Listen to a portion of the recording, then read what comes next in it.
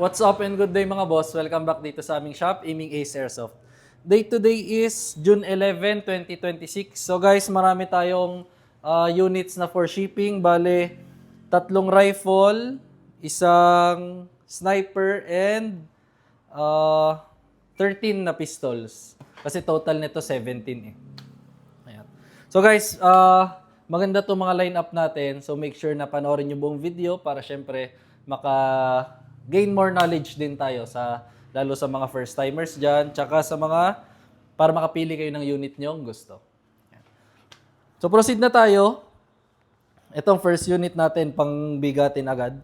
So ENC 620 na black kay Boss Chambel of Cebu. So si Bossing, guys, nag-avail si Bossing ng T-Eagle EOS na LPVO na color black, tsaka pina-basic upgrade sa atin ni Bossing. So guys, explain ko lang sa inyong basic upgrade before tayong proceed.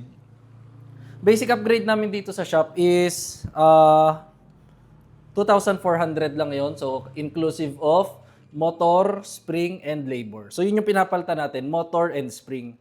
So guys, ang stock na rifle is ranging siya around 420 to 440 FPS out of the box. Then ang rounds per second niya, so yung dami ng BBs na inilalabas niya per second, ang stock is around mga nasa 15, 16 lang. So guys, kapag pina-basic upgrade natin is magre-range siya around nasa 450 to 500 FPS. Pero nung tinest namin to guys, nag 500 FPS siya, around 490 to 500 FPS. Then ang rounds per second niya sobrang nag-improve din.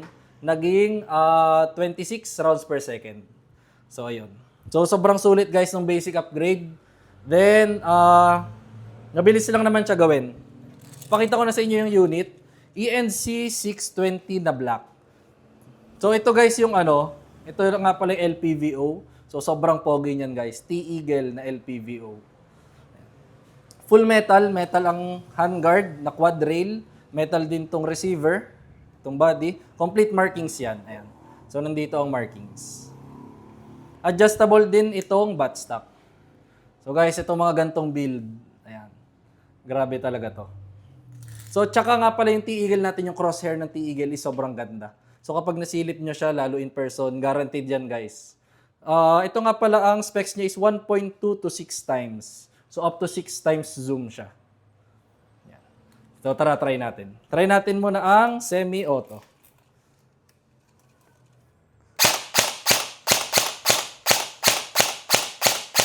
Yan. Full auto, ito lang yung selector niya. Ito lang.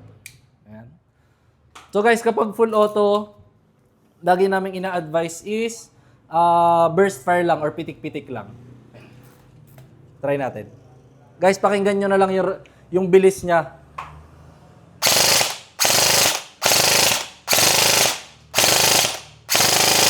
Ayan. So lalo in person, kung matatry nyo or makikita nyo talaga, parang laser yung bala. Sobrang sulit na itong basic upgrade. So yun lang naman, yun ngang lalo yung sa pag-iingat ng unit guys. Kapag mag-full auto kayo is burst fire lang or pitik-pitik. So paulit-ulit na ako doon kasi yun talaga yung tama. So next unit naman, proceed na tayo. ENC 305 kay Boss Fritz of Iloilo. 305, ito naman yung parang medyo mas modern na M4 CQB. Kita nyo naman meron na siyang railings din dito. Parang gusto nyo maglagay ng scope para hindi siya sagabal yung triangle sight niya sa front. Kasi yung M4 CQB guys, so flat lang to. So pag naglagay kayo ng scope, nagiging sagabal tong triangle sights. So dito sa gantong medyo bagong version, dito nyo na ipapatong yung scope para hindi sagabal yung triangle sights. So guys, full metal din naman, complete markings. Try natin. Full auto. Burst fire lang.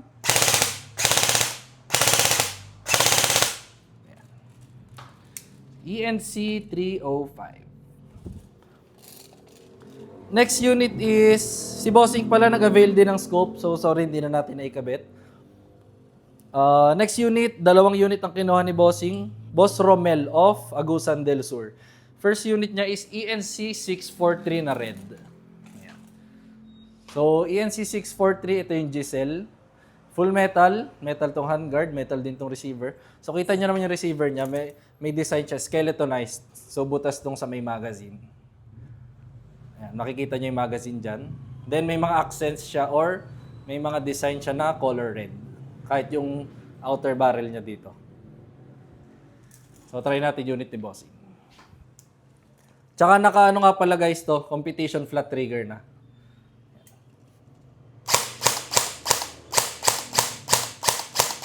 Full auto.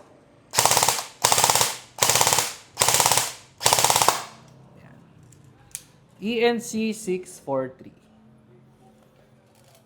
Second unit ni Bossing is pistol. So, WE IREX na silver. So, ito guys. WE full metal yan, itong IREX. So, IREX na 6.0 yung length niya. Full metal, metal ang slide, metal ang lower frame. So guys, palagi ko sinasabi WE maganda talaga. Sulit na sulit. So try natin.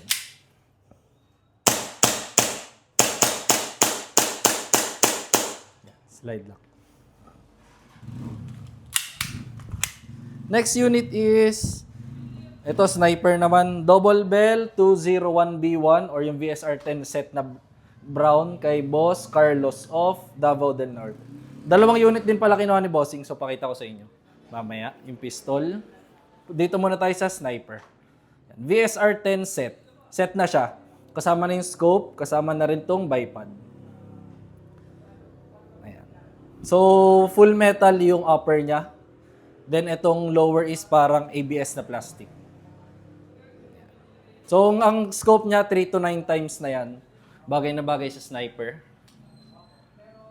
Yan. Then, guys, turo ko na rin sa inyo. Yung sa pinakaiingatan sa sniper is itong kasahan. So, dahan-dahan iaangat, dahan-dahan hihilahin. Pag tumigil na, dahan-dahan din itutulak. Yan. So, wag lang tayong gigil na kumasa, wag lang din gigil na ibalik. Dahan-dahan lang din itutulak.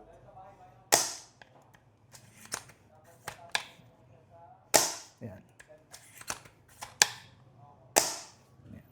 So, double bell VSR-10. Pag mahilig kayo sa mga sniper.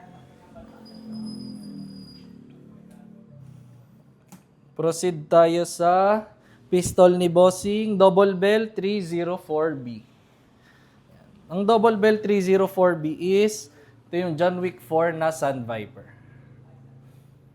Full metal, metal ang slide, metal din ang lower frame. So guys, kapag double bell, automatic may kasama siyang gun case. From the factory kasi naka-gun case siya. So try natin.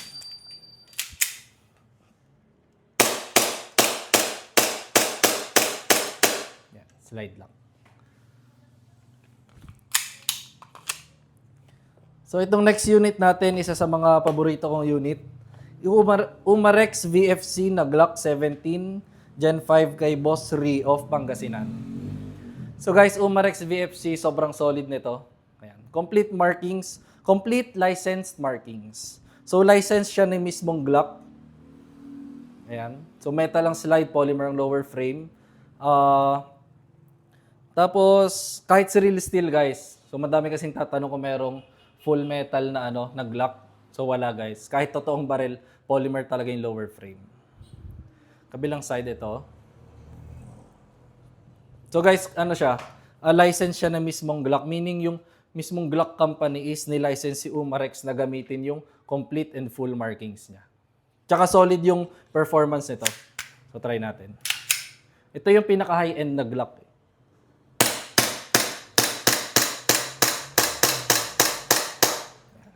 Slide lock.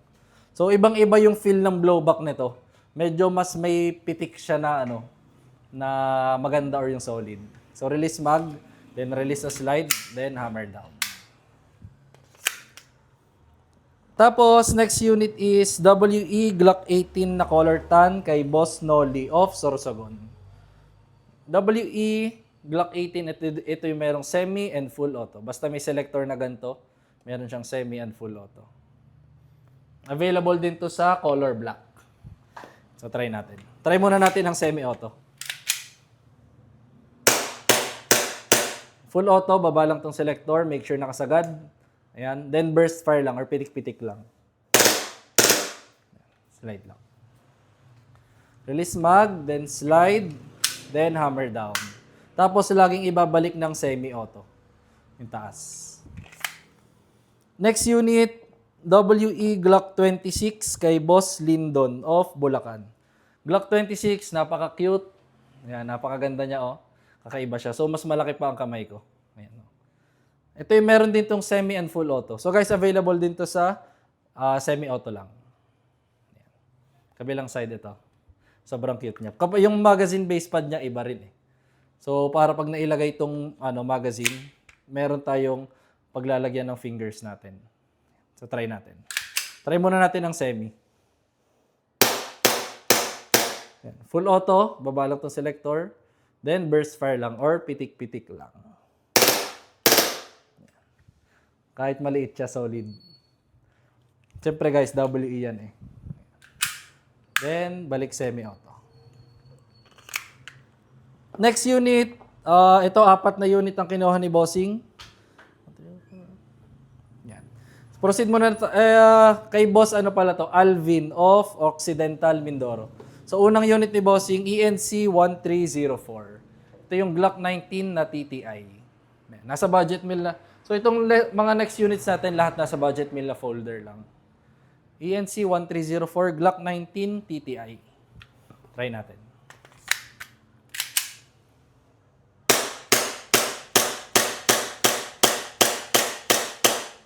Slide lang.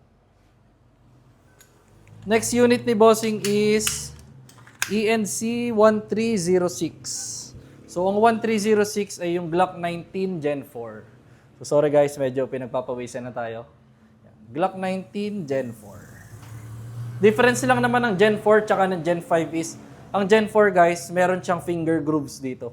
So, kaya yung ibang mga customers natin, mas gusto pa rin Gen 4 kasi may finger grooves. Unlike sa Gen 5 na flat na yan. Then, sa Gen 5 naman is, ambidextrous ang niya, slide stop. I mean, ito. So, yun lang yung main difference niya. Finger grooves and itong slide stop. Ayun lang naman. Wala namang iba pang difference. Internal parts, so para-parehas lang. Sorry, hindi ko pala ito nalagyan ng BBs.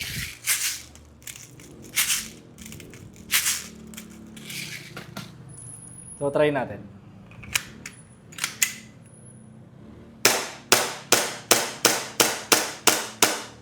Slide lang. Next unit is Double Bell 789. So, ang 789, ito yung John Wick 3 na Combat Master. Ayan. Full metal, metal ang slide, metal ang lower frame. So guys, kapag double bell, automatic, may kasama siyang gun case. Try natin.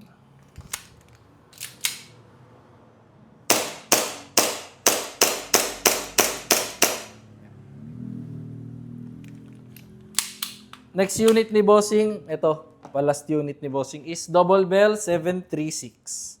Ito yung M92 na Taurus. Yan. Kapag mahilig kayo sa mga gantong design or medyo mga old school na design, Taurus. Or yung M92 Beretta Taurus. Yan. Try natin. Yan.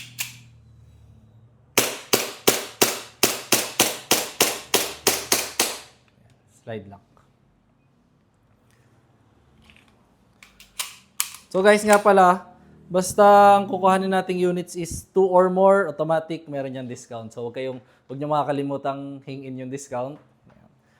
So next unit, ENC 1202 kay Boss Ruiz of Nueva Ecija. So 1202, ito yung Glock 34 na TTI. Metal ang slide, polymer ang lower frame. Kabilang side, nandyan yung markings niya ng Combat Master. So try natin.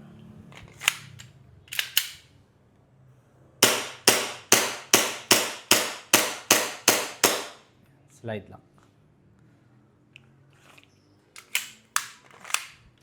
Next unit is Double Bell 303 kay Boss Marvin of Taguig, Metro Manila.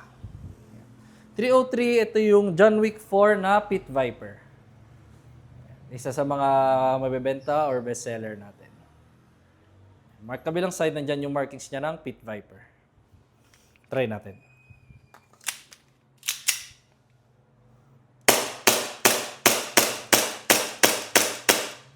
Slide lock. Next unit is Double Bell 728 kay Boss Mark of Zamboanga del Sur. 728, ito naman yung 1911 na MEU. Full metal, metal ang slide, metal ang lower frame. Then, ang grip niya is parang rubberized grip siya. Kabilang side, nandyan yung markings niya ng Springfield Armory. So, try natin.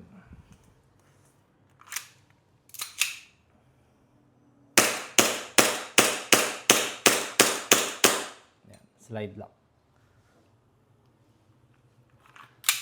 Last unit is ENC 1306 kay Boss Mark of Davao del Sur. So 1306, ito rin yung dinemo natin kanina. Glock 19 na Gen 4. Ayan. So try natin.